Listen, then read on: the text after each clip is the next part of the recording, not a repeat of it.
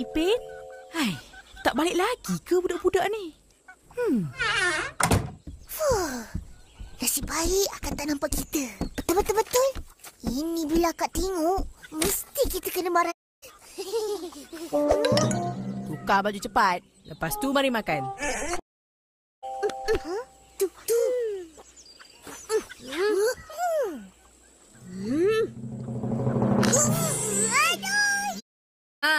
Gagal.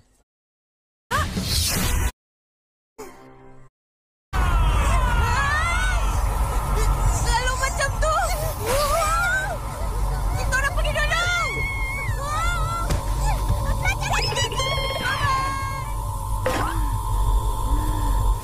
Bye. Penatnya. Tadi dah belajar. Isulah pula. Wah, punya budak.